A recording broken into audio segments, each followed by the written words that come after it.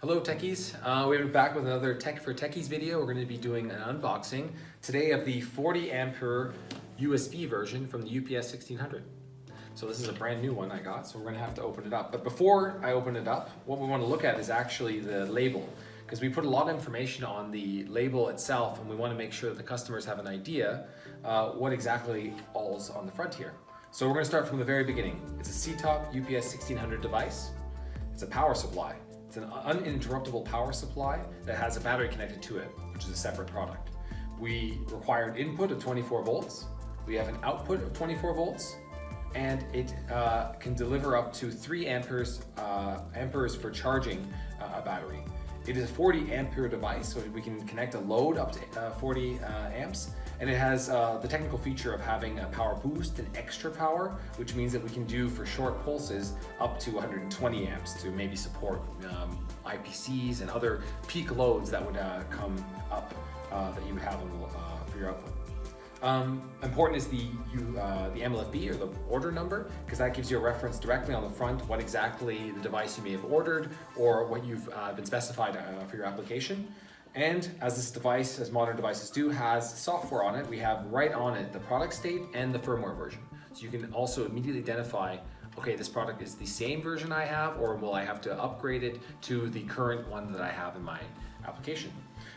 Additionally, what we like to do is we put the serial number directly on this device. Now that's a really unique number for this product, and allows you to also link the individual devices in your installation to your documentation. So that's available right on the front. Now the last part I always like to show is our approvals. We really are very proud that we have global approvals for all the applications around the globe. It gives you the freedom to install and specify solutions that can be delivered and maintained across the world. So with no further ado, let's actually open this up and see what's on the inside. Oh, I didn't even do that good. Let's see. There we go. All right, so, my red box. Okay, so what do we have inside? First thing you see is our operating manual. So I'm just gonna slip that out. Now this is an important document because it shows you kind of the most important aspects for installing, for specifying, for maintaining your device.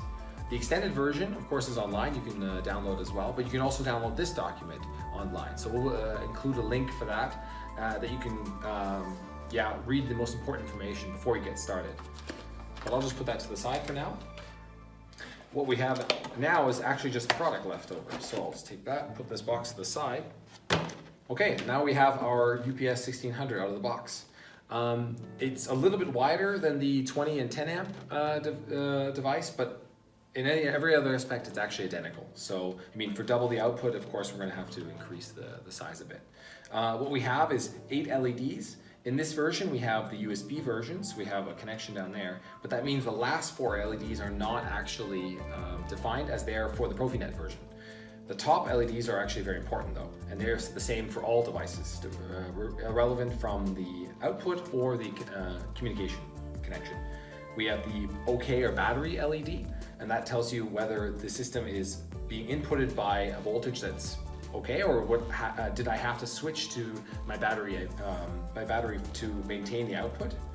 We have the battery monitoring LED, which shows you, do we have a charge larger than 85%? So if that's not lit, you're charging. We have on the bottom left then, we have the alarm LED. Now this indicates with red anytime that this device is not able to buffer. So if the fuse has been blown on your battery, or if there's a connection problem, or if your battery's not charged, completely discharged I should say, then this device cannot supply buffering, then it'll alarm and show you that indication there. And then of course we have a battery fault. Now that's an important one because that also illustrates whether the battery is the source of this alarm problem. So it could be another issue, but if the battery specifically is the problem, then it'll show you that in this LED. There's only 2 actual aspects to configure on this device. There's the threshold voltage and the buffering time. So the threshold voltage is the voltage where I decide, okay, at this point I'm going to consider this a valid input voltage. Anything below that will be buffered. So I have the ability to scale that from 21 volts to 25 volts. For networks that, the higher voltages are for networks that maybe have long distances and I have to buffer a higher voltage because of the voltage fall over distance. And then of course the buffering time. So I want to decide how long I want to illustrate or buffer these loads. Now, commonly people put it on maximum so they don't have to think about it, and that is acceptable. But the truth is we want to illustrate the max amount of time buffering for the system to shut down. And that's what you wanted to do to help parameterize your system and actually bring it to a safe state. So setting a specific time will let you say, okay, I can turn off the system after this amount of time and then restart it without completely depleting my batteries.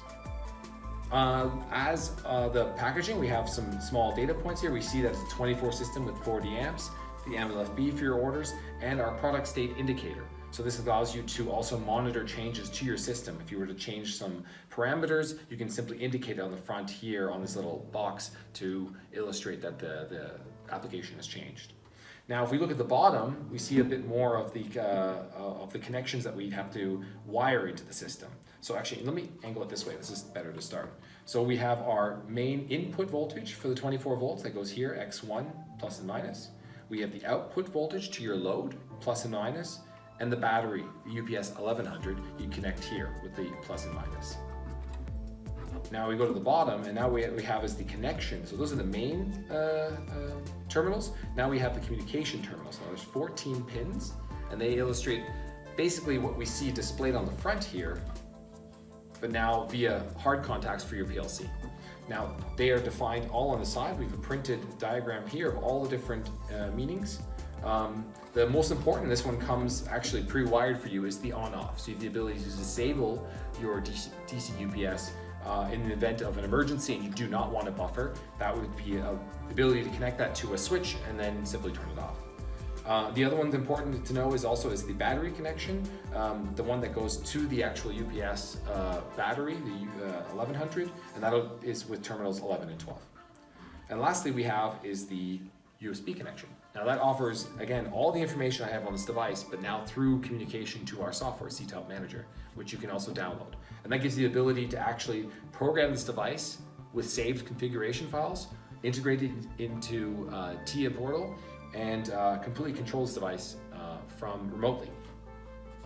So that's a quick overview of our UPS1600 device. You see there's a lot of features and aspects, so I recommend you go online and read a little bit more about the product and check out some of our other videos. Thanks. Siemens, ingenuity for life.